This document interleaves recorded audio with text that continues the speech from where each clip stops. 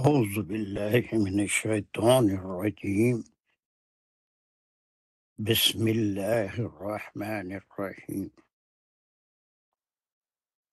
الحمد لله رب العالمين الرحمن الرحيم مالك يوم الدين إياك نعبد وإياك نستعين اهدنا الصراط المستقيم صراط الذين أنعمت عليهم غير المغضوب عليهم ولا الضالين آمين.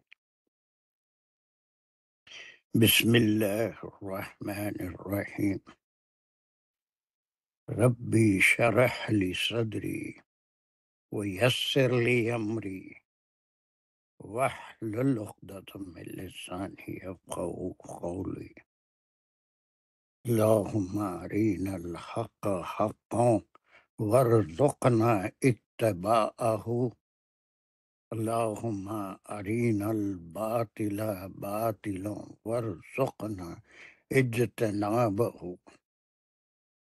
وصلى الله على خير خلقه محمد وعلى آله وأصحابه وأزواجه وبارك وسلم.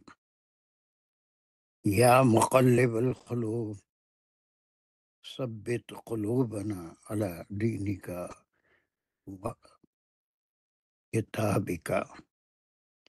ربنا زدنا علما. ربنا زدنا علما. ربي يسر ولا تعسر. السلام علیکم ورحمۃ اللہ وبرکاتہ. In the last class, we have finished a group that was from which ayah to which ayah? 51 to 57. 56 57 نہیں اتنا نہیں تھا. وہ تو اس کا ایک پارٹ تھا. گروپ جو تھا ہمارا بہت بڑا تھا. 44 to 56. یہ بڑا گروپ تھا. اس کا ایک پارٹ میں آخر میں بتایا تھا کہ 3 آیتوں میں اس کا کنکلوژن تھا. 51 نہیں بلکہ 55 56 57 ایک 3 آیتوں کا ایک گروپ جس میں وہ اس وقت کے یہودی آج کے یہودی ان کی جو بد چالیں تھیں ان کا ذکر کرنے کے بعد اس کا کنکلوژن تھا 3 آیتوں میں. جو بھی ایمان لائے گا اور یا جو ایمان نہیں لائے، ایک اس کی تمہید کے طور پہ جو 2 جملے تھے. پھر 55 میں جو ایمان نہیں لائے ان کے بارے میں بڑی وعید آئی تھی. کیا وعید تھی یاد ہے کسی کو؟ پچھلی آیتیں اسکرین پہ لانا مشکل ہے. 55 میں وعید شروع کھالیں جلا دی جائیں، ان کی کھالیں پہلے 55 سے شروع ہو گئی تھی وعید. جی وہ ان کے لیے جہنم ہے، سعیرہ، بھڑکتی ہوئی جہنم. رکھتی ہوئی آگ ان کے لیے کافی ہے. پھر اور وہی وعید کنٹینیو تھی، اور وہ یہ کہ ان کی جلدوں کو جلا دیا جائے گا. اور جب جلد ایک لمحے میں 70,000 بار جل جائے گی تو اس کو دوسری جلد اللہ سبحانہ تعالیٰ دیں گے تو جسم کو عذاب ملے گا. اور پھر ان کے لیے کہا جائے لیذوقوا العذاب ان اللہ کان عزیزا حکیما. یہ وہی دائی تھی 3 باتوں کی. پھر اس کے بعد 55 کی جو پہلی آیت تھی کیا تھا والذین آمنوا، الذین آمنوا، اس میں سر 2 طرح کے لوگوں کا ذکر ہے. ایک تو وہ جو ایمان لائے اور ایک وہ جو ایمان نہیں لائے.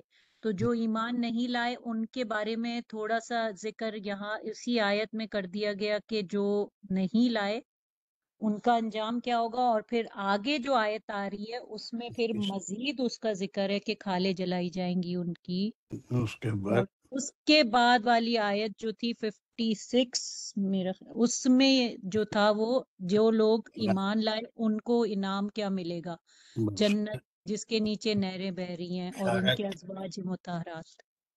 اس میں جن بشارت تھی، وعدہ تھا اللہ کا، وَمِنْهُمْ مَنْ آمَنَ بِهِ، اس ٹکڑے کا جواب تھا کہ جو ایمان لائے.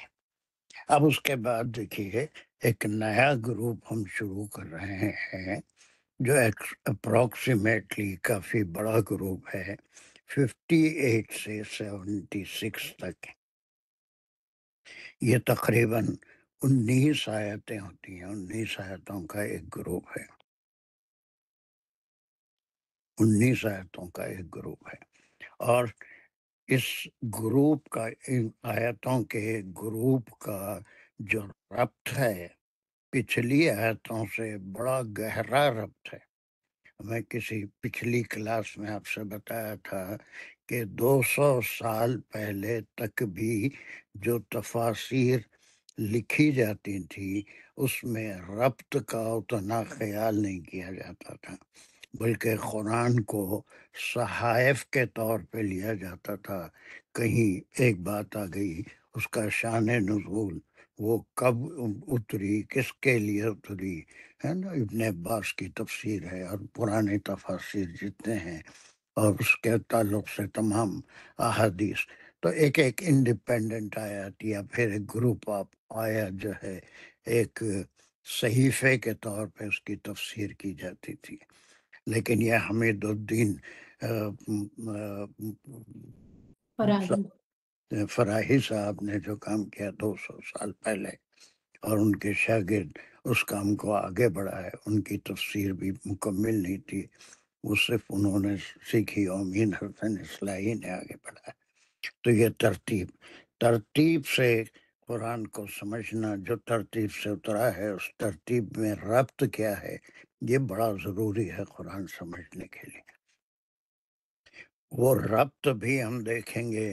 اس کے بعد یہ 19 آیتوں میں سے پہلی 2 آیتیں 58 57 ہم کر چکے ہیں، 58 اور 59 بہت ہی ٹائم کنزیومنگ ہوں گی انشاءاللہ، اور بڑی ڈیٹیل میں ہم اس کو سمجھنے کی کوشش کریں گے. It's not an easy job to understand these 2 verses 58 and 59، بلکہ اس کو ہم کو کافی محنت اس پہ کرنی پڑے گی، اور ربط ہم کو دیکھنا پڑے گا. پچھلی آیتیں جو 44 سے 47 تک کوئی 13-14 آیتیں تھیں جس میں وہ پورے مضمون کو جو 44 57 ہے ذہن میں رکھ کے ہم کو 58 سے 76 کی آیتوں کی اسٹڈی کرنا ہے. ٹھیک ہے، تو وہ مضمون آپ کے ذہن میں ہے کہ اس میں احکام بہت کم تھے، بلکہ وہ تمام ان کی خصلتیں جیسے سورہ بقرہ میں تھی، اور ان کی اسلام دشمنی، اور پھر وہ جو شرعی احکام کے اوپر واویلا مچاتے تھے. خاص طور سے وہ ہے جو تیموم کی 43 نازل ہوئی، اس کے اوپر تو انہوں نے لوگوں کو بھٹکانے کے لیے بہت اس پہ اعتراضات کیے کہ جو دین مٹی سے انسان کو پاک کر دے وہ دین اللہ کی طرف سے کیسے ہو سکتا ہے. اور اس لیے ایسی تمام چیزوں میں تنقیدیں کرنا، وہ پورا 44 سے 57 تک ایک مضمون، وہ مضمون کو اپنے ذہن میں تیار رکھیے، اس کو سامنے رکھیے اپنے ذہن میں، سامنے سے مراد. اس کے بعد یہ 2 آیتیں پڑھیے تو اس کا ربط بھی آپ کی سمجھ میں آئے گا، اس کی اہمیت بھی سمجھ میں آئے گی، اور اس کے ایک ایک لفظ کے اندر اتنی تفصیل اور اتنی اہم باتیں اللہ سبحانہ و تعالیٰ نے بیان کی ہیں، اس کو سمجھنا کوئی معمولی بات نہیں ہے، پورے کانسنٹریشن سے سننا پڑے گا، غور کرنا پڑے گا، تبھی بات سمجھ میں آئے گی۔ تو اب یہ 58 59 ہم کر رہے ہیں، اس میں دیکھیے ہم گرامر پوری کریں گے اس کی انشاءاللہ، پہلے ان آیتوں کو سمجھ لیں گے، اس کے بعد گرامر کر لیں گے۔ گرامر پہلے کریں گے تو کوئی چیز سمجھ میں نہیں آئے گی، پہلے اس کو ہم سمجھ لیں گے۔ اس کو سمجھنے کے لیے ہم کو ایک ٹکڑا پہلے یہاں سے یہاں تک کا لینا پڑے گا، یہ ایک ٹکڑا، چلیے یہ ایک ٹکڑا۔ اب اس میں اب اس کے فوری بعد جہاں پر وہ 3 آیتوں میں وعید اور وعدہ آیا تھا، بشارت اور نظارت آئی تھی، ڈراوا آیا تھا اور خوشخبری آئی تھی، ایمان نہیں لانے والوں کا کیا حال ہوگا اور پھر ایمان لانے والوں کا کیا حال ہوگا، اور پھر اس سے پہلے کی جو آیتیں تھی 44 سے 57 تک ان کی تمام بد خصلتوں کا ذکر تھا، ان کی شرارتوں کا ذکر تھا۔ اس کے بعد فوری طور پہ اللہ سبحانہ و تعالی وہ یہودیوں کو چھوڑ کے، وہ اہل کتاب کو چھوڑ کے مومنین سے اب خطاب فرما رہے ہیں، اب مومنین سے خطاب فرما رہے ہیں۔ اور یہ قرآن کا مزاج ہے کہ کسی کی غلطیوں کو بتا کے آنے والوں کی غلطیوں کی اصلاح کرنا یا ان کو اس سے بچانا، یہ مقصد ہوتا ہے۔ پورا سورہ بقرہ کا ایک آدھا حصہ بالکل ویسی ہے، آیت نمبر 176 تک، کہ ان کی جو غلطیاں تھیں جن سے ان کو خلافت چھینی گئی، ان کو فضیلت سے محروم کیا گیا، تو وہ تمام چیزیں تاکہ مومنین اس کا اعادہ نہ کریں، ویسی حرکتیں نہ کریں جو وہ کرتے تھے، اس لیے کہ قیامت تک اب اسی امت رسول اللہ صلی اللہ علیہ وسلم کے پاس ہی خلافت رہے گی، اب کوئی نبی کوئی رسول آنے والے نہیں ہیں، کوئی نئی شریعت کوئی نئی کتاب آنے والی نہیں ہے۔ تو اب وہ تمام 44 سے 57 تک ان کی بد خصلتیں بتانے کے بعد اللہ سبحانہ و تعالی مومنین کو حکم دے رہے ہیں۔ وہ کیا حکم ہے؟ اسے پڑھیں، کون پڑھے گا اس کو؟ ان اللہ یامرکم ان تودوا الامانات الی اہلہا۔ تھوڑا ٹائم لے گی یہ آیتیں، مگر اس میں پوری دلچسپی سے اور غور سے اس کو سننا اور سمجھنا ہے، اور اس کا سمجھنا بھی کوئی آسان بات نہیں ہے۔ اس کا سمپل ٹرانسلیشن کوئی کر سکتے ہیں جلدی سے؟ میں کروں سید صاحب؟ کریے۔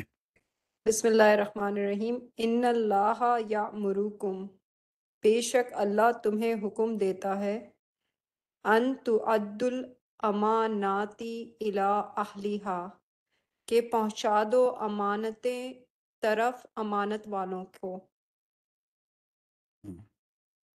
بہت اچھا، ویری گڈ، چلیے بہت اچھا کیا آپ نے، ماشاء اللہ ترجمہ اچھا کیا، لیکن چلیے اب اس کو ہم پہلے سمجھیں گے اور اس کے بعد پھر 2 آیتوں کی گرامر تفصیل سے کریں گے۔ ایک کلاس سے زیادہ وقت یہ 2 آیتیں لے گی، لیکن کوئی بات نہیں ہے۔ اب یہ خطاب کس سے ہے، پہلے ہم کو یہ دیکھنا ہے خطاب کس سے ہے۔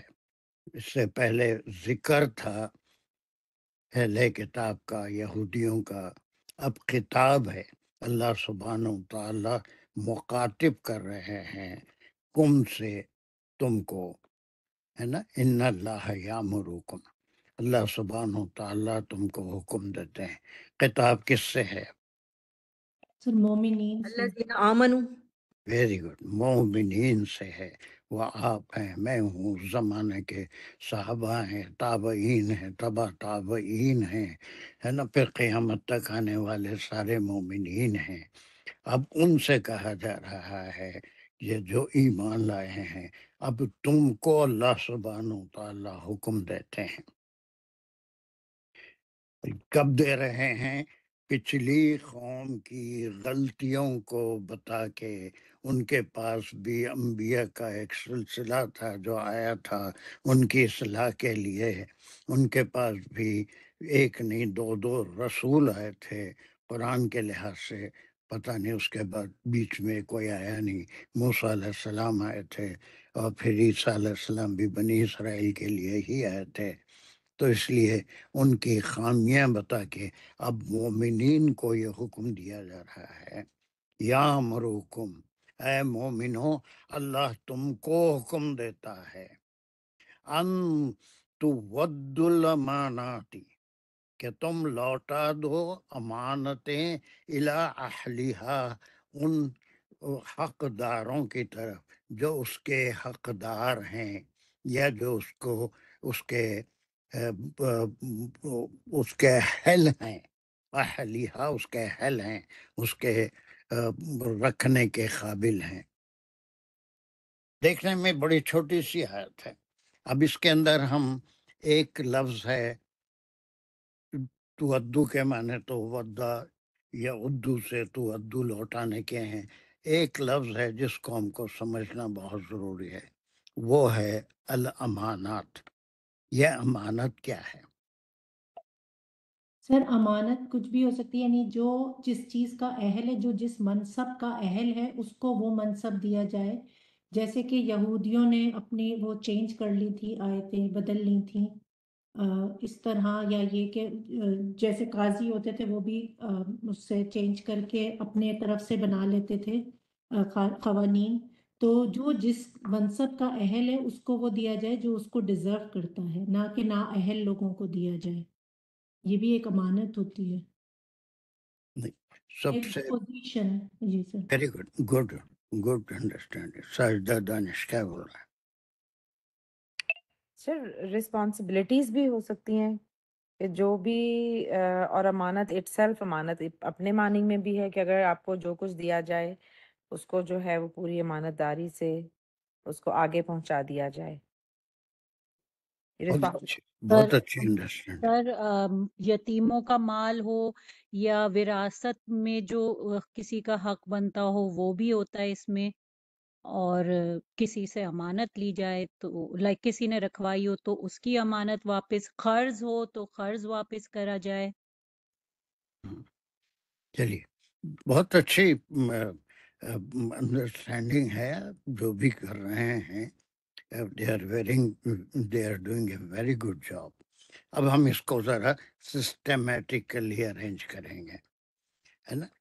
ایک نمبر ایک، آپ کے جتنے خیالات ہیں بہت اچھے ہیں، I did like it، ٹھیک ہے۔ اور پہلی اس کو ہم سسٹمیٹک میں، امانت بالکل اگر سطحی معنوں میں ہم لیں تو اس کے معنی، اگر کسی نے کسی کے پاس کوئی چیز رکھائی اور اس بعد میں اس چیز کا مطالبہ کرے تو وہ چیز اس کو لوٹا دینا، یہ امانت ہوتی ہے۔ کسی کی چیز کو حفاظت سے رکھنا، اس کے مطالبے پہ اس کو لوٹا دینا، سمپل معنی امانت کے ہیں کہ کسی کی ہمارے پاس رکھائی ہوئی چیز کو اس کو واپس کر دینا اس کے مطالبے پہ۔ آل عمران میں آپ یہودیوں کے یا نصرانیوں کے بارے میں پڑھے تھے کہ ان میں بعض امانت دار ہیں کہ وہ اگر بڑی سے بڑی کوئی چیز ان کے پاس رکھی جائے تو فوری واپس کر دیتے ہیں۔ بعض ایسے بھی ہیں جو ایک درہم بھی اگر ان کے پاس رکھایا جائے تو دینے کے لیے گھنٹوں تم کو انتظار کرائیں گے، کھڑا کر دیں گے اور بڑی مشکل سے ادا کریں گے۔ ایک سمپل معنی، پہلے ہم امانت کے جو بالکل بیسک معنی ہیں وہ لیں گے، یعنی کسی نے کوئی چیز ہمارے پاس رکھائی تو اس کو واپس کر دینا، جس حالت میں رکھائی تھی اسی حالت میں، بغیر اس میں کوئی کمی بیشی کیے کہ اس کو واپس لوٹا دینا، یہ ایک امانت ہے۔ اور منافقین کے جو 3 خصلتیں آپ صلی اللہ علیہ وسلم نے بتائی تھی، وعدہ کرے تو اس کی خلافی کرے، اور جھوٹ بات جھوٹ کرے تو جھوٹ بولے۔ کرے تو جھوٹ بولے، اور اگر کسی نے کوئی امانت رکھائی تو اس میں خیانت کرے، تو وہ منافق کی 3 خصلتیں حدیث میں آپ نے فرمایا تھا۔ تو اب یہ پہلے معنوں میں جو تفسیر ہے وہ ابن عباس رضی اللہ عنہ، یہ دوسرے جو صحیفے کے طور پہ لیتے ہیں اور اس کا شان نزول بیان کرتے ہیں، اس کو غور سے آپ سن لیجئے، وہ اتنا کافی نہیں ہے ہمارے لیے، بلکہ آپ جو ابھی باتیں کر رہے تھے بہت اچھی باتیں کر رہے تھے کہ اہل کو اس کا مقام دینا، یہ ساری باتیں ہم بعد میں اور اس کی تفصیل میں جائیں گے۔ نمبر 1، سمپل معنی امانت کے، اگر کسی نے کوئی چیز کسی کو دی تو اسی شخص کو واپس کر دینا، یہ بالکل سمپل معنی ہے۔ امانت کسی کی چیز کی حفاظت کرنا اور اس کے بعد اس کے مطالبے پہ فوری وہ چیز واپس کر دینا۔ نمبر 1، شان نزول۔ شان نزول، اس سے آپ کو کوئی ربط نہیں ملے گا، قرآن میں ربط نہیں ملے گا۔ اب اس کی شان نزول، یہ سورہ نساء 3 اور 4 ہجری کے درمیان میں اس کا نزول ہوا۔ ایک ابن عباس کا قول ہے، وہ سب صحیح ہے، اس میں کوئی ہم غلطی کسی کی نہیں نکال رہے، کوئی غلط نہیں ہے، بلکہ ان کا خیال ہے کہ مکہ جس وقت فتح ہوا، فتح مکہ کے بعد ایک آدمی تھا اور ایک پورے قبیلے سے اس کا تعلق تھا، اس کا نام تھا عثمان بن طلحہ، عثمان بن طلحہ، اور یہ قبیلے طلحہ سے اس کا تعلق تھا۔ اس کے بارے میں کچھ سن لیجئے، یہ سطحی تفسیر ہے، اور شان نزول اس میں بیان ہوئی ہے کہ جب مکہ فتح ہوا تو آپ صلی اللہ علیہ وسلم نے عثمان بن طلحہ کو طلب کیا۔ یہ وہ آدمی تھا جس کے بعد کعبۃ اللہ کے دروازہ جو دروازہ ہے باب کعبہ کہتے ہیں، جس کو کھول کے اندر داخل ہوتا ہے، وہ اس کا کلید بردار تھا، اس کی کنجی اس کے پاس ہوا کرتی تھی، کنجی کی، کس کی؟ کعبے کی، کعبے کے دروازے کی، جس کے اندر داخل ہو جاتا ہے۔ تو آپ صلی اللہ علیہ وسلم نے اس سے کنجی طلب کی، وہ دینے سے انکار کیا اور جا کے کعبے کے اوپر چڑھ گیا۔ ایک روایت میں آتا ہے حضرت علی سے آپ نے کہا کہ اس سے کنجی لے آؤ، تو آپ نے گیا، اس کے بڑے طاقتور تھے حضرت علی، اس کی گردن مروڑ کے اس سے کنجی چھین کے لائے، لیکن وہ روایتوں میں آتا ہے، اس کی کوئی صحیح دلیل نہیں ہے۔ لیکن جب آپ نے اس کو بلایا اور کنجی طلب کی تو وہ بادل ناخواستہ آپ کو کنجی دینا چاہا، لیکن فوری حضرت عباس رضی اللہ عنہ کھڑے ہوئے، اور کھڑے ہو کے آپ نے آپ صلی اللہ علیہ وسلم سے فرمایا کہ یا رسول اللہ، میرے ماں باپ آپ پر قربان، یہ کنجی میرے حوالے کر دیجئے، اور یہ فضیلت اب ہم کو ملنی چاہیے کہ ہم کعبے کی رکھوالی کریں، حاجیوں کو پانی پلائیں اور کعبے کی دیکھ بھال کریں۔ جب آپ نے کھڑے ہو کے حضرت عباس میں یہ خواہش کی تو عثمان بن طلحہ نے اپنا ہاتھ پیچھے کھینچ لیا اور آپ کو کنجی دینے سے پیچھے ہٹ گیا۔ آپ صلی اللہ علیہ وسلم کے اصرار پہ اس نے پھر کنجی دے دی۔ آپ اس سے باب کعبہ کو کھول کے اندر تشریف لے گئے، وہاں پر نماز ادا کی فتح مکہ کے بعد، اور پھر وہاں سے باہر تشریف لائے تو آپ نے اس آیت کی تلاوت کی۔ اس آیت کی تلاوت کی، خاص طور سے یہ ٹکڑا، ان اللہ یامرکم ان تعدوا الامانات الی اہلہا۔ یہ صرف شان نزول کی جو تفسیر کرتے ہیں ان کے بارے میں ہے کہ اب یہ عثمان بن طلحہ فتح مکہ تک مسلمان نہیں ہوئے تھے، بلکہ بیچ میں ان کے بارے میں یہ بھی کہا جاتا ہے خود ان کی زبانی کہ آپ صلی اللہ علیہ وسلم نے ہجرت سے پہلے عثمان بن طلحہ کو کہا تھا کہ تم ایمان لے آؤ، تو اس نے کہا کہ آپ مجھے ایک نئے دین کی دعوت دے رہے ہیں جو آپ گھڑ لیے ہیں، اور میں اپنا پرانا دین چھوڑ کے اس دین کو قبول نہیں کر سکتا۔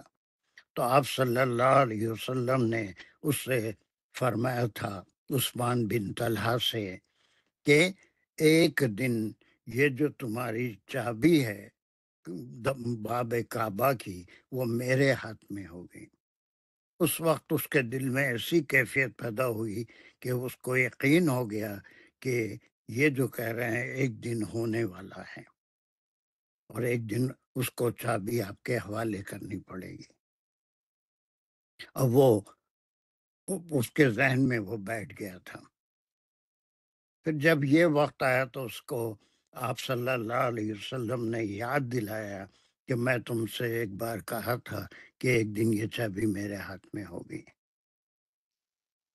پھر وہ بہرحال وہ چابی آپ نے اس سے لی، کعبے کو کھولا، پھر اندر تشریف لے گئے، نماز ادا کی، اور باہر آئے تو آپ اس آیت کی تلاوت فرمائی۔ اور حضرت عمر رضی اللہ عنہ نے سے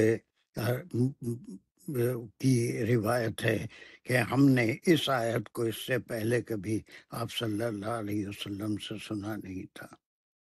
تو یہ کعبے کے اندر آپ پہ وحی کی گئی۔ جب آپ باہر تشریف لائے تو وہی بات جو میں ابھی تھوڑی دیر پہلے دہرایا تھا، بیان کیا تھا کہ آپ نے وہ چابی لے کے اس کو یاد دلایا کہ میں نے تم سے کہا تھا ایک دن یہ چابی میرے ہاتھ میں ہوگی۔ پھر اس وقت آپ نے حضرت عباس کی بات کو سنی انسنی کر دی، اور وہ چابی عثمان بن طلحہ کو واپس فرمائی، اور کہا کہ یہ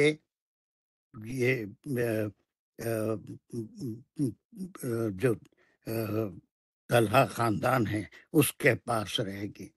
اور کہا جاتا ہے کہ آج تک بھی طلحہ قبیلے کے لوگوں کے پاس اس کی چابی ہوتی ہے، اگرچہ کہ اس کی کئی کاپیاں بن چکی ہیں، کلید بردار بہت سے اہم شخصیتوں کو بھی وہ چابی دی جاتی ہے۔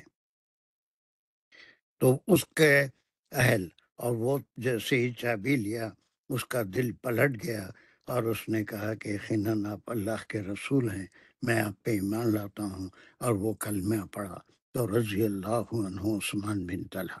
یہ عثمان سے کنفیوز نہیں ہونا، عثمان بن عفان ایک تھے رضی اللہ عنہ، وہ صحابہ میں، اور پھر خلفائے راشدین میں ان کا تیسرا مقام ہے، وہ الگ ہیں۔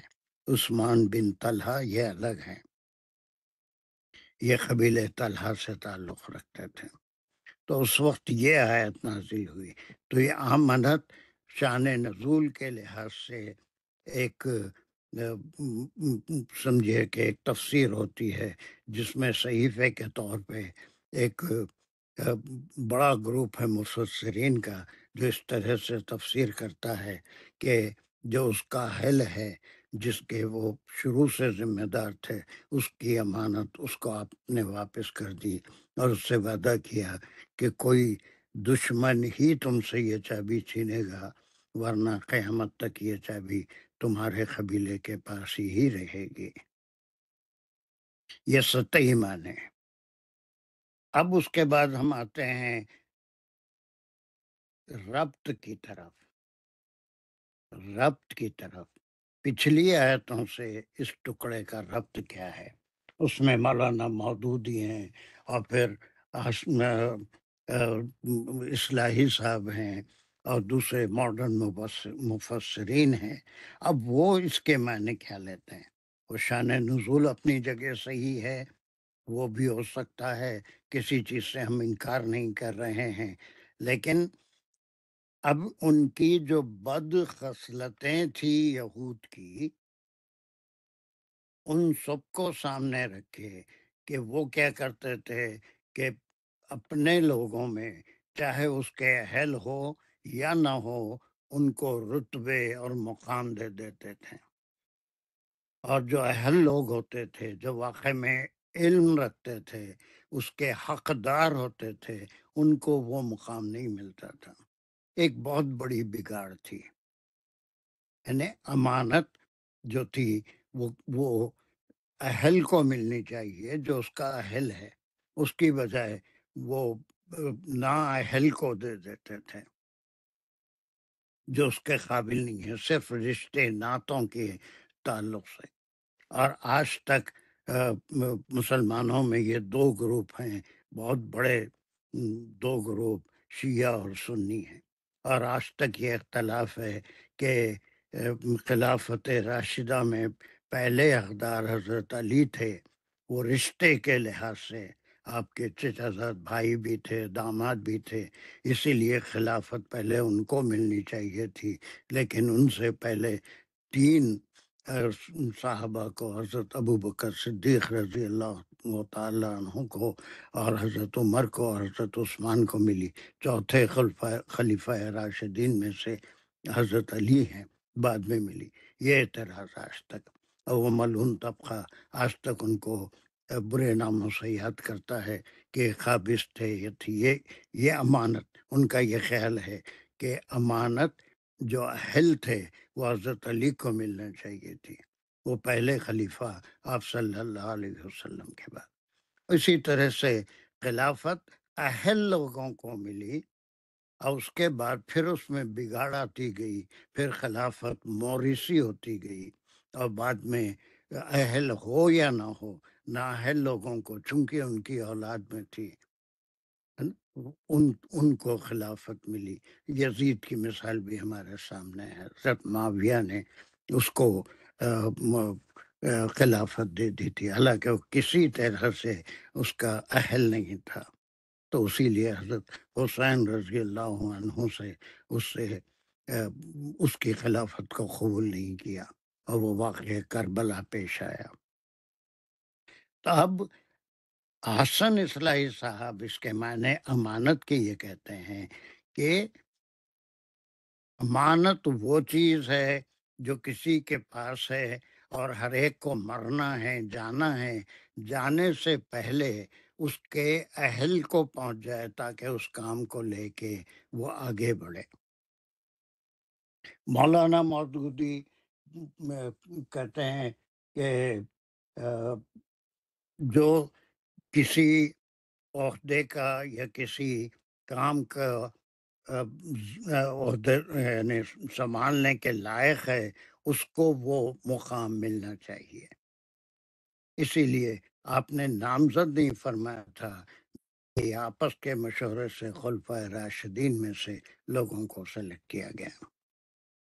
ایک دوسرا ربط کیسے ہوا؟ دیکھیے ان کے جو بد خصلتیں تھی کہ وہ کتاب کے لحاظ سے اہل لوگوں کو ان کے رتبے نہیں دیتے تھے، بلکہ رشتہ داری یا آپسی تعلقات کی وجہ سے ان کو رتبے دیتے تھے، ان کو ان کے دین کی جو ذمہ داریاں تھیں ان کو سونپتے تھے.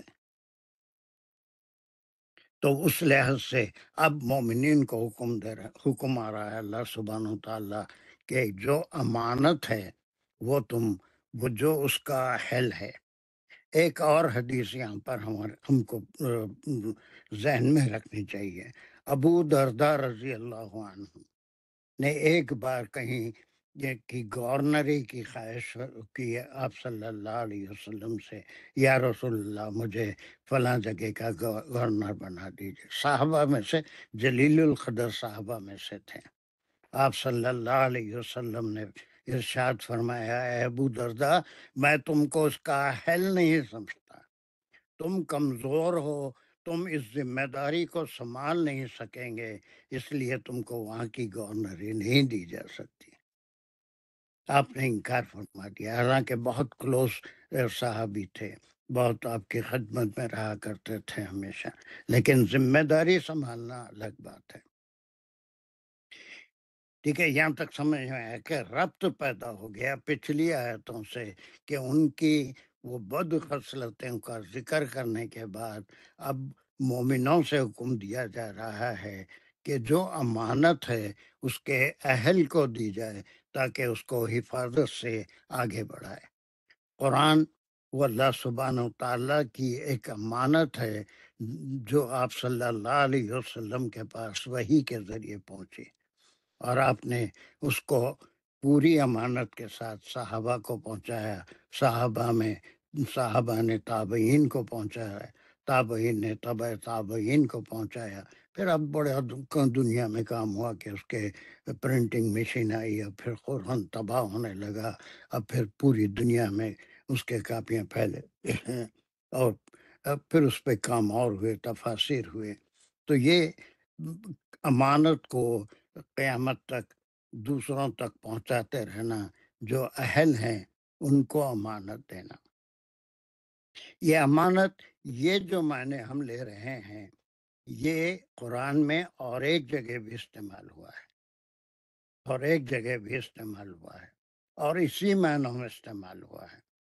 یہ وہ امانت نہیں ہے کہ کسی نے کوئی چیز ہمارے پاس رکھائی اس کو لوٹا دینا، یہ امانت نہیں ہے.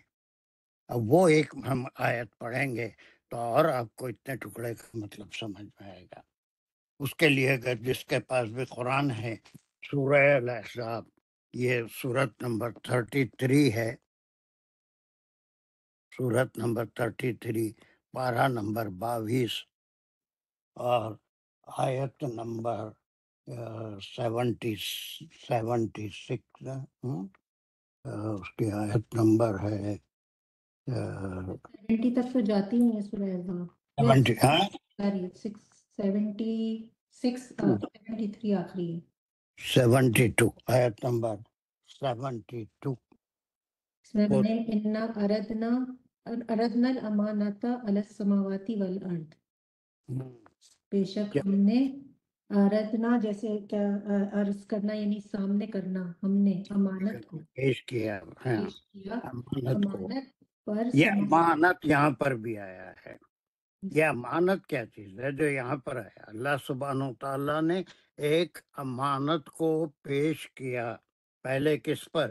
علی السماوات والارض والجبال، اس قرآن پہ کی زمینوں پہ، آسمان پہ، پہاڑوں پہ. وہ امانت کیا ہے؟ اللہ سبحانہ و تعالیٰ نے کیا پیش کیا تھا؟ قرآن. فَأَبَيْنَ أَن يَحْمِلْنَهَا، اور پھر انہوں نے قبول نہیں کیا، اس امانت کو لینے سے انکار کر دیا. انسان کو نہیں، قرآن انسان کو نہیں، پھر انسان نے اس کو اسلام. لیا پر. قرآن قرآن نہیں بابا، قرآن تو اسلام. پہ ہے، لیکن وہ امانت کیا ہے؟ وہ یہ ہے کہ ابدیت، کہ تم آزاد نہیں ہو، تم کسی کی مخلوق ہو، اور اس کے حکم کے ساتھ اس نے چوائس دیا، تم کو نفس بھی دی، اس کے خواہشات بھی ہیں. وہ ہمیشہ غلاتا رہتا ہے کہ اس خواہشات رکھتا ہے، وہ چاہتا ہے کہ بدن ان خواہشات کی تکمیل کرے جو نفس چاہتا ہے. لیکن وہی آدمی اپنے نفس کی خواہش کو چھوڑ کر اپنے خالق کی خواہش کے مطابق، اس کے حکم کے مطابق اگر اپنی زندگی گزارتا ہے تو یہ امانت ہے. یعنی وہ نفس اس کا وہاں پر مر جاتا ہے جب وہ مومن ہو جاتا ہے. وہ مومن ہو جاتا ہے تب اس کے نفس کو کنٹرول کرنا اس کے ذمے ہے، اور وہ نفس کو کنٹرول کرنے کا ذریعہ قرآن اور حدیث ہے۔ اور یہ دو آیتیں مل کے توام ہیں، اور آپ بہت تفصیل میں ہم جائیں گے انشاءاللہ۔ وہ قرآن ہے جو ہم کو احکام بھی دیتا ہے، شرعی احکام بھی بتاتا ہے۔ ایک چھوٹی سے چھوٹی بات حدیث اور قرآن میں زندگی کیسے گزارنا ہے نا، شادی بیاہ سے لے کے سونا اٹھنا، ایون باتھ روم کو جانا نکلنا، یہ تمام چیزیں ایک حکم کے مطابق انسان کو زندگی گزارنی پڑتی ہے۔ اپنا نفس یا اپنی جو خواہشات ہیں اس کو دبا کے صرف اللہ کے حکم کا خیال کرنا، اس کے حکم کے مطابق زندگی گزارنا، یہ امانت تھی۔ اور اللہ سبحانہ و تعالیٰ مفسرین کا خیال ہے کہ ایک ایسی مخلوق پیدا کرنا چاہتے تھے جو جس کو چوائس بھی ہو، اور وہ اپنے آپ کو کنٹرول کر کے وہ اللہ کے حکم کے مطابق چلے گا، اپنی نفسانی خواہشات کے مطابق نہیں چلے گا، بلکہ اللہ کے حکم کے مطابق زندگی گزارے گا ہر معاملے میں۔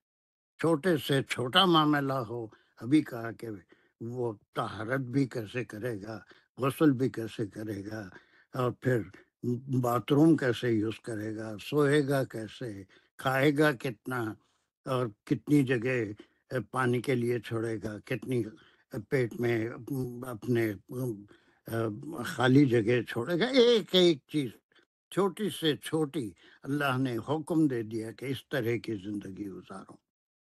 تو ایک ایسی مخلوق کو یہ امانت دینا چاہتے تھے، وہ امانت کو حاصل کرنے کا جو ذریعہ ہے وہ اللہ کی کتاب، اللہ کی شریعت اور اللہ کے رسول کی اطاعت ہے، کہ آپ نے وہ کر کے دکھایا جو اللہ کا حکم ہے۔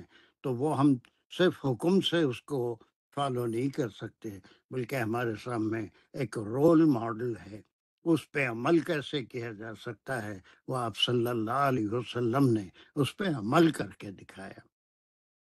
اور دوسرے انبیاء یا رسولوں کو بھی وہی دیا گیا تھا، کتاب بھی دی گئی تھی، اور انہوں نے بھی اس پہ عمل کر کے دکھایا، تو ان کی اتباع بھی آپ صلی اللہ علیہ وسلم کی بعثت سے پہلے ضروری تھی۔ جیسے ہی آپ کی بعثت ہوئی، پرانی شریعت کالعدم ہو گئی، اور آپ ہی کی شریعت آخر دن تک، قیامت تک باقی رہے گی، اور اسی پہ انسان کو کام کرنا ہے۔ تو کتنی تعداد ہے جو مومن ہے، جو آپ کی شریعت پہ عمل کرتی ہے، باقی سارے اپنے اپنے طریقے سے زندگی گزارتے ہیں، لیکن وہ کوئی طریقہ بھی قابل قبول نہیں ہے سوائے اس کے کہ آپ صلی اللہ علیہ وسلم کی سنت اور اللہ کی کتاب، یہ دو چیزیں ہیں جو ایک راہ ہدایت ہے، ایک راستہ ہم کو بتاتی ہے، جس کو ہم صراط مستقیم کہتے ہیں۔ اس میں خواہشات، کانٹوں بھری جھاڑیاں آئے گی، لیکن ان سے اپنے آپ کو بچاتے ہوئے اس راستے سے نکلنا ہے۔ تو اس میں جو امانت کا ذکر ہے، نہ رسنل امانتا، یہ چوائس، یہ ہدایت، یہ عبودیت جو ہے، کہ اپنے آپ کو عبد ماننا، غلام ماننا، اپنے آقا کا ہی حکم ماننا ہے، اپنی مرضی کوئی چیز نہیں ہے، یہ چوائس سے ہے۔ وہ چاہے تو کر سکتا ہے، چاہے تو نہیں کر سکتا۔ اگر کرے گا تو پھر آخرت کوئی چیز ہے، وہاں پر وہ تمام اعمال کا جزا اور سزا ملے گی جو وہ اس دنیا میں کرتا رہے گا۔ یہ دنیا ایک امتحان گاہ ہے، اور اس میں سے اگر کامیاب ہو کے نکل گیا تو پھر وہاں پر اس کو اس کے اعمال کی سزا یا سزا وہاں پر ملنے والی ہے۔ نہیں کرے گا تو سزا بھگتے گا، وہ وعید ہے، اور پھر وہ اللہ کی مرضی ہے، جسے چاہے سزا دے، جسے چاہے معاف کر دے۔ لیکن وعدہ تو پورا کریں گے، جو کوشش کرے گا اس کے لیے بہت نرم رویہ اختیار کریں گے، اور اس کے لیے جو انعامات ہیں آخرت میں، وہ ابدی زندگی ہے، اس میں عطا فرمائیں گے۔ یہ امانت بڑا گہرا لفظ ہے. جو امانت کا ذکر سورہ الاحزاب میں ہے کہ انسان کو ایک امانت اللہ سبحانہ و تعالیٰ ایک مخلوق کو دینا چاہتے تھے، ورنہ دنیا میں سوائے جن و انس کے یہ امانت اللہ نے کسی کو نہیں دی.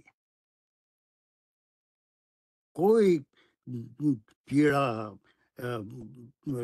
کوئی حشرات الارض میں کوئی جانور یا کوئی بھی اپنی مرضی سے کوئی کام نہیں کرتا. اس کی ایک جبلت بنا دی اور وہ جبلت کے مطابق ہی کام کرتا ہے. جو اللہ نے اس کو پابند کر دیا. شہد کی مکھی صرف شہد ہی نکال کا انتظام کر سکتی ہے. گائے بیل بھینس چارہ کھاتے ہیں، دودھ دیتے ہیں انسانوں کے لیے. ان کی اپنی ایک جو جبلت ہے اسی طرح سے کام کریں گے. چارہ کھانے والے گوشت نہیں کھائیں گے، گوشت کھانے والے جانور گھاس نہیں چگیں گے. لیکن اس کو حرام بھی کر سکتا ہے تو کھا لے، حلال بھی کر سکتا ہے تو کھا لے.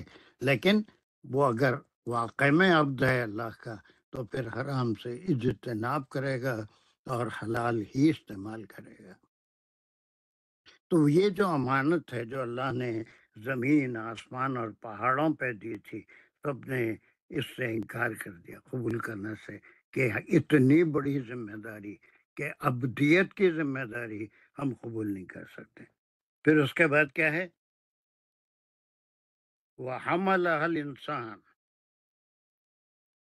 لیکن انسان نے، یہ سب اللہ کے کام ہیں، اس پہ ہم کچھ نہیں کہہ سکتے کہ انسان نے اس ذمہ داری کو قبول کر لیا.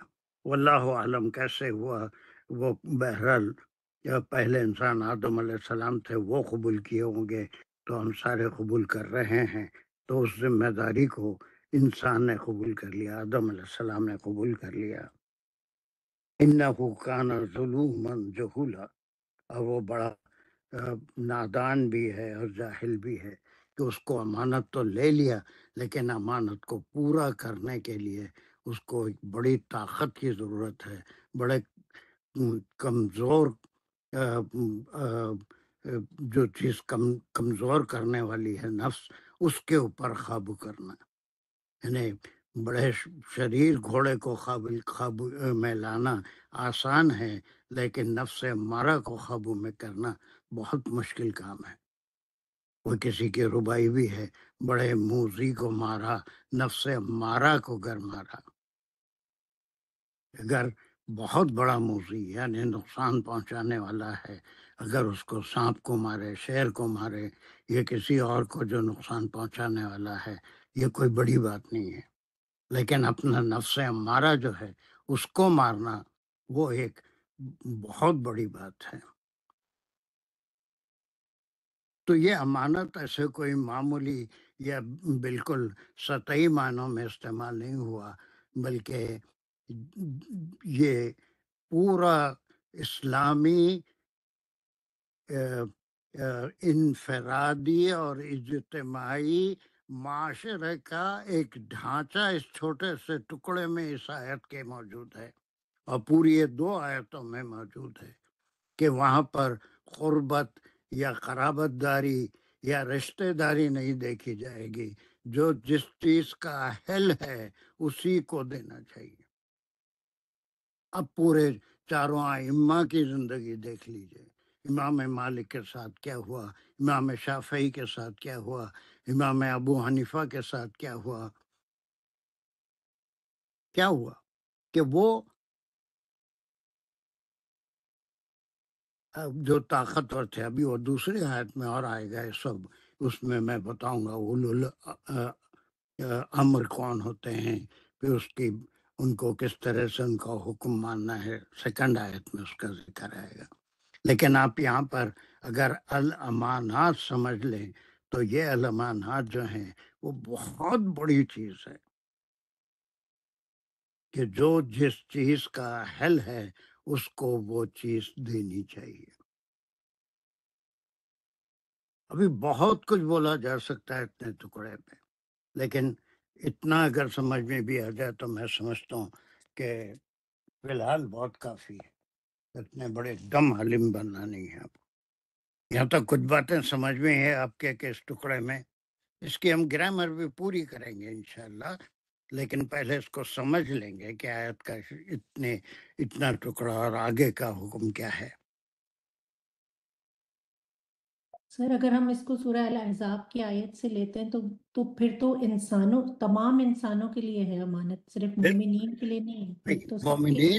مومنین کے لیے شرط یہ ہے کہ پہلے اللہ کی توحید، اللہ کی بندگی، اس کی عبدیت پہ ایمان لائیں کہ سوائے اللہ کے اور کوئی معبود نہیں ہو سکتا، کوئی اور اس کے ساتھ شریک نہیں ہو سکتا، اور اس کے رسول کی اتباع اور ان پہ ایمان لانا ضروری ہے. تو وہی جا کے، ورنہ کچھ اچھے عمل کر لے تو کوئی کاؤنٹ ہونے والے نہیں ہیں.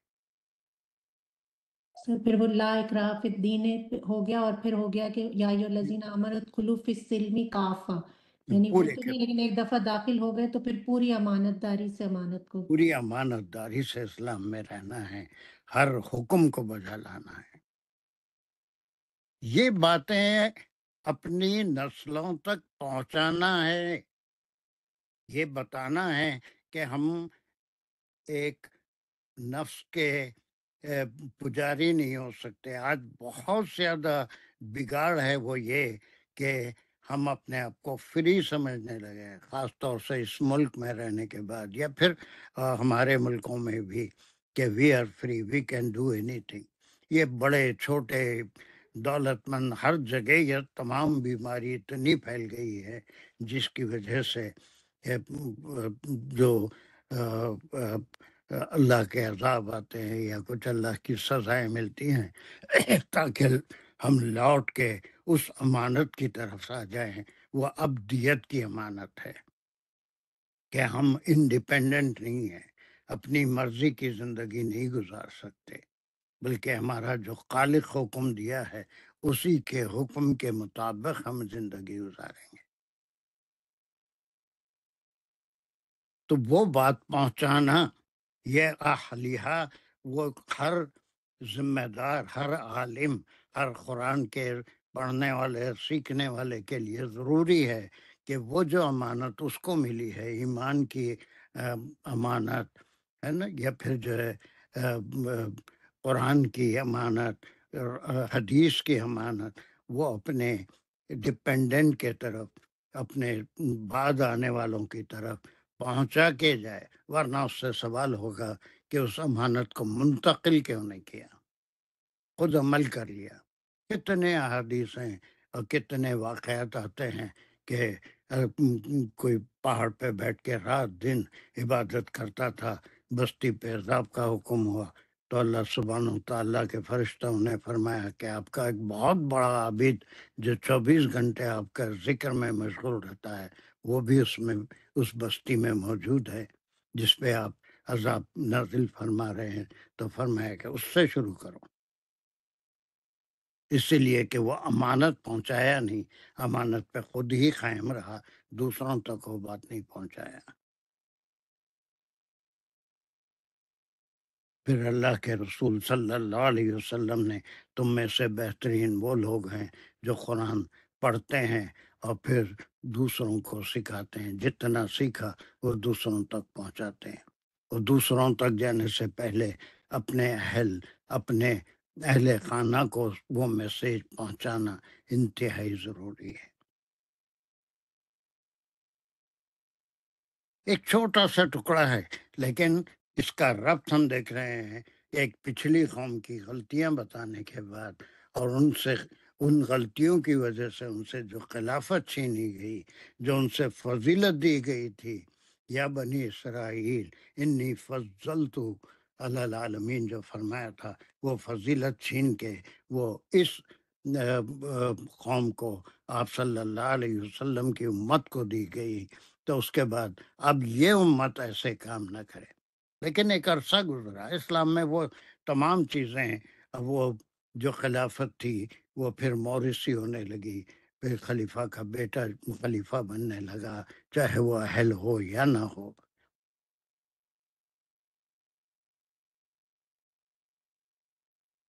پھر آج تک ایسی چیزیں چل رہی ہیں. تو ایک ربط آپ کی سمجھ میں آیا کہ یہ جو حکم آ رہا ہے کب پچھلی قوم کی غلطیاں بتانے کے بعد اب جس قوم کو خلافت دی جا رہی ہے، جس کو فضیلت دی جا رہی ہے، ان سے کہا جا رہا ہے کہ یہ جو امانت ہے جو انسان کو دی گئی، جس سے آسمان زمین پہاڑ قبول کرنے سے انکار کر دیے تھے، اس امانت کو ان کے اہل تک جو ایمان لائے اللہ پر اور اللہ کے رسول پر، ان تک پہنچانا ان کے لیے ضروری ہے. تو یہ مومنین سے یہاں پر حالانکہ خطاب میں یا ایھا الذین آمنو کچھ نہیں ہے، بلکہ سیدھا سیدھا صرف کم سے خطاب ہے. اب یہ کم جو ہے یہ اہل کتاب نہیں ہے بلکہ اہل ایمان ہیں. ان سے کہا جا رہا ہے کہ ان اللہ یامرکم. اب وہ انا کا جملہ ہے، پوری گرامر کریں گے انشاءاللہ حیات رہی تو، لیکن پہلے اس کو سمجھ لیں گے. گرامر بہت آسان ہے، گرامر سے اور زیادہ آیت کھل کے آپ کے سامنے آ جائے گی کہ وہ حکم کیا رہا ہے. صرف حکم دیا یہاں پر یامرکم ان تعدوا الامانات، اس کو لوٹانا، اس کو واپس کرنا، اس کو آگے بڑھانا، اس کو پہنچانا ہے نا، وہ دوسروں تک منتقل کرنا امانت کو الی اہلیہا. جو اس کے اہل ہیں، اہل وہی ہیں جو اللہ پہ ایمان رکھتے ہیں، اللہ کے رسول پہ، جو کلمہ شہادت اور کلمہ رسالت پڑھتے ہیں، اشہد ان لا الہ الا اللہ و اشہد ان محمد الرسول اللہ کے پہلے قائل ہو جاتے ہیں، تو اس کے بعد پھر ان کے سارے اعمال قبول ہوتے ہیں. تو یہ ہے ان اللہ یامرکم کے بعد جو دوسرا ٹکڑا آ رہا ہے، پہلے امانت کو جو اللہ نے دی ہے اس کو پہنچانا اہل تک، اور وہ اس کے کئی معنی ہم لے رہے ہیں کہ چاہے وہ عہدے ہوں یا کوئی ذمہ داری ہو، وہ اس کا جو اہل ہے اسی کو ملنا چاہیے، دوسرے کو نہیں. یہاں تک کوئی بات کلیئر ہوئی؟ یس سر. Any question on it؟ نو سر، بہت کلیئر ہو گیا. یہ اور بھی کوئی ہے کوشچن؟ آپ کو نہیں ہوگا، شاید کوئی اور ہو سکتا ہے جس کے اوپر کوئی ڈسکس کرنا چاہتے ہیں. ہم دوسرے ٹکڑے پہ بھی جا رہے ہیں، تو اس سے پہلے سر اس میں ایک یہ بات نہیں، جو اہلیہا کے دو میننگ ذہن میں آئے آپ کی یہ ساری ڈسکشن ہم نے جو کی اس کو سننے کے بعد. ایک تو اہل جیسے اہل خانہ ہوتے ہیں، تو اگر ہم اس سینس میں لیں کہ آپ کے پاس یہ جو ایمان کی اور اسلام کی جو امانت ہے اس کو آپ اپنے ڈیپینڈنٹس جو ہیں ان کے پاس پوری ایمانداری سے پہنچائیں، اور بالکل سیکنڈ جو ایک ہے منٹ. وہ ابدیت کی امانت ہے، اور دوسری تیسری جو ہے وہ ہو گئی کہ جو رسپانسبلٹیز ہیں یا جو عہدے ہیں وہ ان تک پہنچاؤ جو ویل ڈیزروڈ ہیں. بس انہی کو دی جائیں جو اس کو ڈیزرو کرتے ہیں، جو اس کو اس کے اہل ہیں کہ اس کو سنبھال سکتے ہیں. جزاک اللہ سر، الحمدللہ. چلیے اب دوسرا ٹکڑا وہی. آپ نے جو امانت کا مطلب سمجھایا ہے ابھی کہ جو اہل ہوں ان کو دو، تو اور اگر اللہ نے جو سورہ احزاب کی آیت تھی کہ اللہ نے ہم کو اور کسی مخلوق نے ایکسیپٹ نہیں کی اور ہم نے ایکسیپٹ کی اتنی بڑی ذمہ داری، تو اس سے یہ بھی پتہ چلتا ہے کہ ہم اشرف المخلوقات جو کہلاتے ہیں انسان، وہ اس کی بڑی وجہ یہ بھی ہے. بالکل ہے، بالکل ہے، اشرف المخلوقات اسی لیے ہیں کہ ہمارے پاس اللہ کی امانت ہے، اور وہ امانت کو سنبھال کے رکھنا، اس امانت کے لحاظ سے کام کرنا، اس امانت کو آگے بڑھانا، دوسروں تک دے کے جانا، اسی لیے ہم اشرف المخلوقات ہیں. اور کتنی بڑی بات ہے کہ اللہ نے انسان کو اہل سمجھا اس ذمہ داری کے لیے. بالکل. حالانکہ زمین سے، آسمان سے، پہاڑوں سے پوچھا گیا کہ تم ابدیت قبول کرتے ہو. ابدیت تو سبھی کرتے ہیں، ایک چڑیا بھی ہے تو وہ بھی اپنا اللہ کا ذکر کرتے ہیں، ذکر ساری مخلوق کرتی ہے، لیکن اتنا ہی جتنا اس کو بتایا گیا. لیکن مومن ہونے کے بعد نماز پڑھے یا نہ پڑھے یہ اس کی مرضی ہے. اگر وہ اپنی مرضی سے نمازیں چھوڑ دیتا ہے، روزے چھوڑ دیتا ہے، جو فاؤنڈیشنز ہیں اسلام کے اس پہ عمل نہیں کرتا، چھوٹی باتوں پہ بڑی باتوں پہ، تو پھر وہ قابل گرفت ہے. پھر وہ ایسی صورت میں اس کا اہل نہیں ہوا، وہ امانت کا اہل نہیں ہے، صرف نام کا ایک ٹھپا لگا لیا، ایک مہر ہے اس پہ مومن کی. لیکن مومن کی شان یہ ہے کہ وہ اپنے اندر ابدیت پیدا کرے. اسی طرح سے ایک صوفیزم ایک مذہب نکلا بعد میں کہ وہ اپنے آپ کو جذب کر دیتے ہیں کہ بس اسی لیے وہ منصور علیہ رحمان الحق نے اتنا جذب کر لیا کہ بس نعرہ نکل گیا کہ میں ہی حق ہوں. پھانسی کی سزا ملی ان کو. انا الحق بولا تھا نا سر نے. انا الحق، میں ہی حق ہوں، میں ہی اللہ ہوں. اللہ کے بس جو حکم ہے اس پہ چل رہے تھے، نفس کو پورا مار دیا تھا. سر تو جنوں کو بھی تو چوائس دی گئی ہے. ہاں، ان کا ہمارے لیے کوئی ذکر نہیں ہے، صرف ہم انسان ہیں، قرآن انسانوں کے لیے. لیکن جنہوں نے بھی فائدہ اٹھایا اس کا ذکر صرف آپ کو سورہ رحمان میں اور سورہ الاحقاف میں اور پھر سورہ جن میں ملے گا کہ ان میں سے بھی کچھ لوگ قرآن کو سنیں اور اس پہ ایمان لائے. لیکن یہ میسیج ان کے پاس کیسے آیا؟ ان کے پاس بھی آیا ہوگا، لیکن قرآن جو ہے وہ صرف انسانوں کے لیے اترا ہے اور انسانوں کے، لیکن جنہوں نے بھی فائدہ اٹھایا یہ قرآن سے ثابت ہے نا. جنہوں کی جو نسل ہے وہ اللہ بہتر جانتے ہیں کہ ان تک میسیج کیسے پہنچا، اور ان میں بھی شریر اور نیک وکار جن ہوتے ہیں. شریر بھی ہوتے ہیں جیسے انسانوں میں ہوتے ہیں، اور نیکوکار بھی ہوتے ہیں، عبادت گزار بھی ہوتے ہیں. ان کی عبادتیں کیسی ہیں وہ اللہ بہتر جانتا ہے. قرآن تو صرف انسانوں کے لیے یہ شرعیت آئی ہے، اٹس ناٹ فار جنوئنس. لیکن جنوئنس کو ملا کے سورہ رحمان میں فَبِأَيِّ آلَاءِ رَبِّكُمَا تُكَذِّبَانِ، تم دونوں جنو انس آخر اللہ کی کون کون سی نعمت کو جھٹلاؤ گے. خطاب دونوں سے کیا گیا ہے. لیکن آپ صلی اللہ علیہ وسلم بشر تھے، جن نہیں تھے. تو جنوں میں سے بھی کوئی آیا ہوگا، کوئی ان کی ہدایت کی ہوگی تو اس پہ وہ چلتے ہیں. لیکن انسانوں سے ان کا ایک تعلق ہے تو وہ قرآن کو بھی سنے ہیں اور پھر تصدیق بھی کی ہے کہ وہ موسیٰ علیہ السلام کے بعد ہم نے ایک کلام سنا جو صرف اللہ کا کلام ہو سکتا ہے. یہ آپ آگے پڑھیں گے. سر اور سورہ رحمان سے بھی پتہ چلتا ہے کہ جنت میں جنوں کے لیے بھی ہے نا پھر سر. ہاں بالکل ان کے لیے، لیکن یہ قرآن جنوں کے تعلق سے نہیں ہے، ان کے لیے نہیں، بلکہ صرف انسانوں کے لیے ہے. اور انسانوں میں سے ہی انبیاء آئے ہیں، بشر ہی تھے اور بشر کی گائیڈنس بشر ہی کرتے رہے. لیکن جنہوں نے بھی اس سے سبق لیا ہے، لیکن شریعت ان کے لیے نہیں ہے. جی سر، جزاک اللہ. چلیے اتنا ٹکڑا کلیئر ہوا آپ کو. بہت اہم ٹکڑا ہے. اس کے 2 آیتیں ہیں، میں سمجھتا ہوں اس پہ جتنا ڈسکس کریں کم ہے.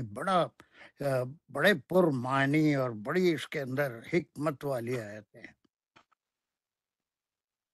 سر السلام علیکم.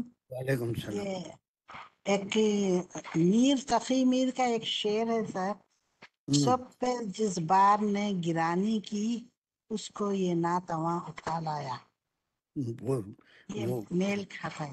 ہاں، یہ انسان بشر کے لیے. جب سے یاد آتے جا رہا. جی سر. چلیے اب اس کے بعد یامرکم سے یہ بات حکم نمبر 2. ایک حکم تو امانت کے تعلق سے ہوا، ہم صرف سمجھ رہے ہیں، گرامر ابھی نہیں کر رہے، لیکن انشاءاللہ ہر ایک کی گرامر سے اور کلیئر ہوں گی آیتیں، ہے نا. اب یہ اس کے بعد دوسری چیز آ رہی ہے، حکم تم. یہ حکم تم کیا ہے؟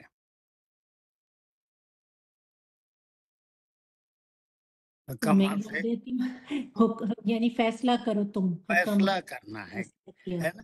اب یہ فیصلے میں بھی پچھلی قوم کیا کرتی تھی، اپنا کوئی ہے، وہ سورہ بقرہ میں بھی آپ پڑھ کے آئے ہیں کہ قیدیوں کو وہ دوسرے ہیں تو ان سے فدیہ لیتے تھے، اگر وہ بنی اسرائیل ہیں تو ان کو ایسے ہی چھوڑ دیتے تھے، حالانکہ ان کا حکم پھر ان کی وہاں پر گرفت ہوئی۔ تو یہ اپنے لیے کوئی اور، اپنے اور اپنے قریبی آدمی کے لیے کوئی اور فیصلہ، عام لوگوں کے لیے کوئی اور فیصلہ۔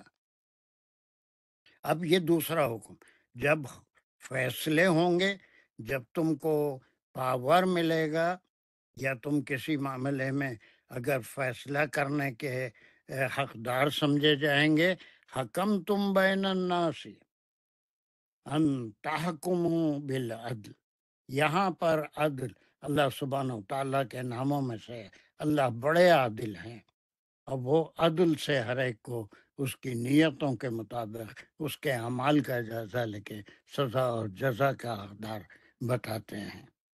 تو یہاں پر دوسرا حکم یہ بھی اس قوم میں بہت تھا، بہت آ گیا تھا، اور اسی لیے وہ قوم معزول ہوئی کہ اپنوں کے لیے کچھ اور فیصلے، دوسروں کے لیے کچھ اور فیصلے۔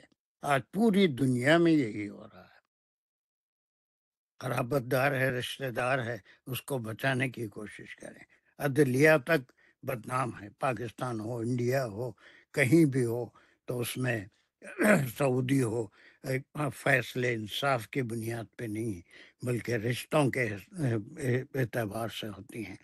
وہ کسی کا اہل خانہ ہے تو اس کو تھوڑی چھوٹ مل جاتی ہے، اس کو، ہے نا۔ تو یہ دوسری بات اس قوم میں یہ آ گیا تھا کہ فیصلے دوسروں کے لیے کچھ اور اپنوں کے لیے کچھ اور۔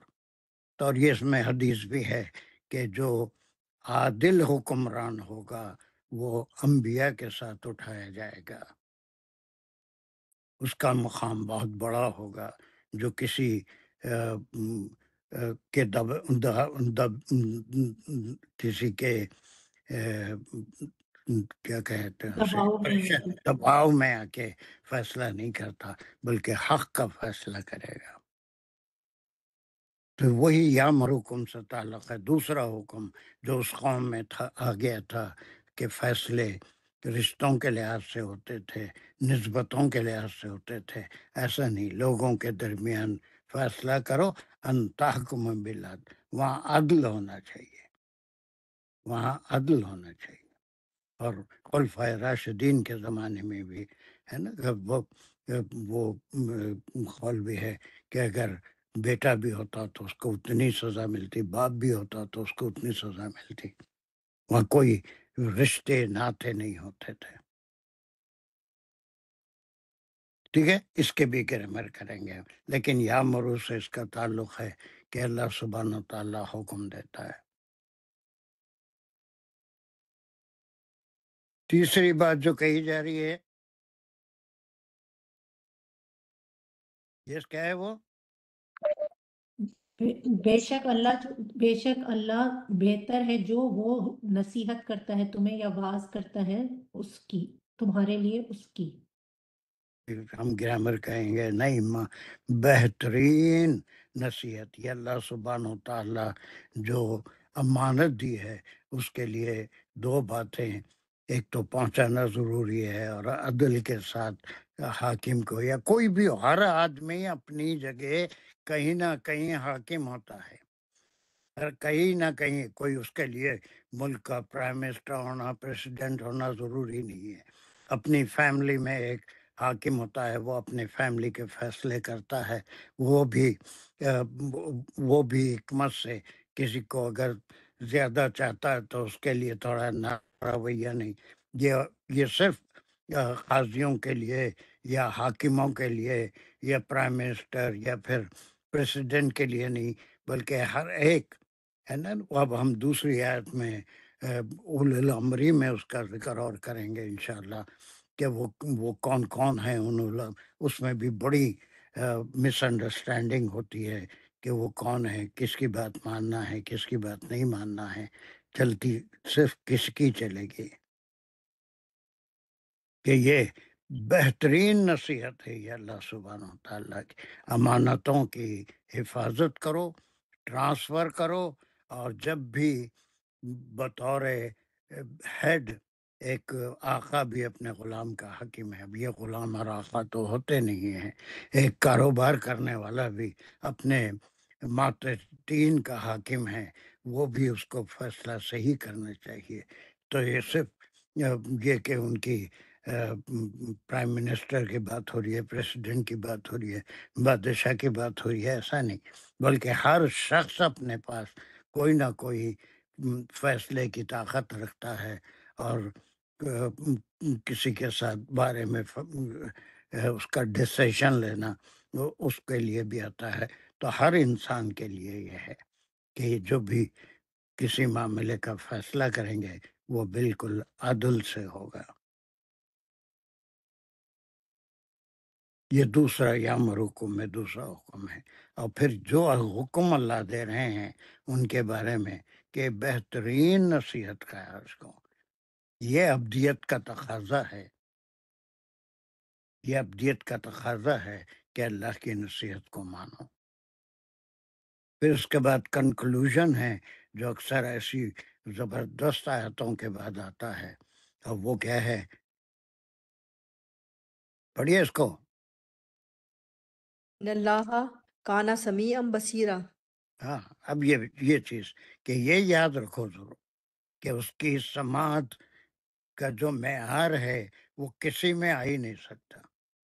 اس کی سماعت تو ایسے ہے، دل میں خیال کرو خالی، وہ اس کی سماعت میں آ جاتا ہے، زبان سے ادا کرنا نہیں. سورہ بقرہ کی آیت آخری آیتوں میں ان تبدوا ما فی انفسکم او تخفوہ والی جو آیت ہے کہ اگر تم نیت بھی کرو گے، تم خیال بھی کرو گے، تو اللہ سبحانہ و تعالیٰ اس کو سنتے ہیں.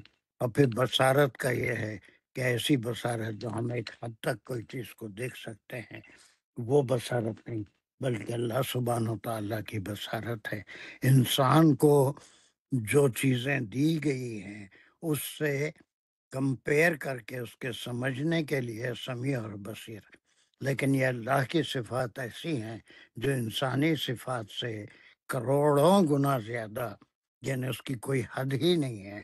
نہ ان کی سماعت کی کوئی حد ہے، نہ ان کی بصارت کی کوئی حد ہے.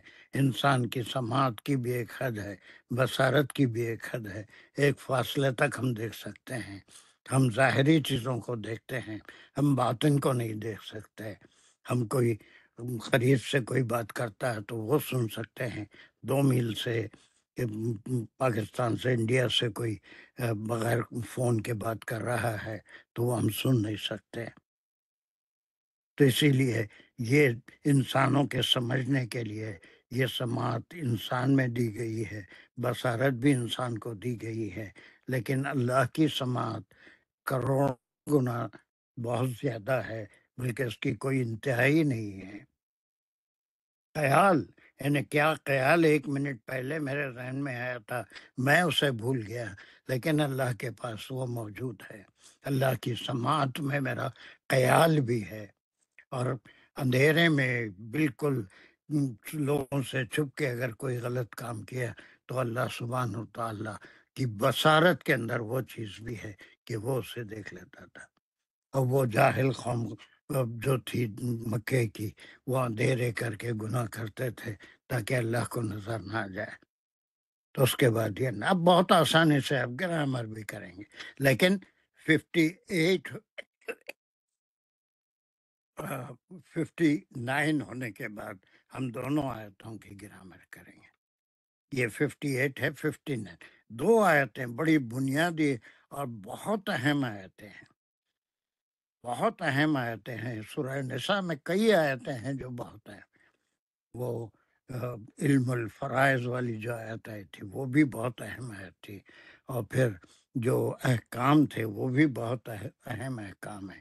وہ سارے اس کے اندر امانت میں شامل ہو گئے.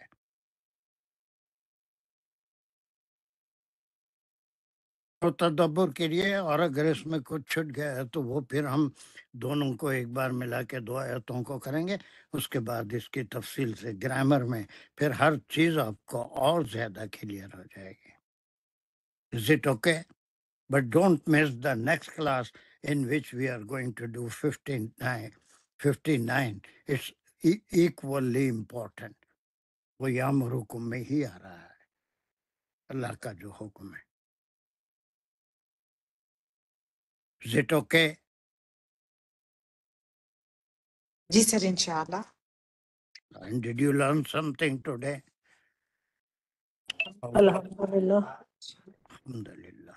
چلیے، ربنا تقبل منا انک انت السمیع العلیم وتب علینا انک انت التواب الرحیم. یا اللہ، ہمارے لیے آپ کے کلام کا فہم حاصل کرنا آسان بنا دیجئے، اس کو ہمارے لیے مشکل مت بنائیے، ہمارے دماغوں کو، ہمارے دل کو کھول دیجئے، آپ کے کلام کا اثر ہماری زندگیوں پہ ڈالیے، ہماری زندگیوں کو ابدیت کی طرح گزارنے کی توفیق عطا فرمائیے، اور اپنے اہل و عیال، اپنی نسلوں کی فکر کرنے کی توفیق عطا فرمائیے. وآخر الدعوانا ان الحمد للہ رب العالمین. السلام علیکم ورحمۃ اللہ وبرکاتہ. ممتاز ٹھیک ہے، تم کل نہیں تھے تو السلام علیکم سر. کل 6 گھنٹے لائٹ گئی اور میں پورا ٹائم کلاس کے بیٹھے رہی نیٹ کے واسطے. سارے لوگ تعجب کر رہے تھے کہ ممتاز نہیں آنے والی، ہمیشہ آ جانے والی کدھر چلے گئی. جی جی. چلو 6 گھنٹے لائٹ بند تھی. چلو کوئی بات نہیں، اللہ محفوظ رکھے ایسی چیزوں سے. جی جی. سلام بہت علیکم. بارش ایک دم ہوئی یہاں پر اور پورا سٹی میں اندھیرا تھا. اوہ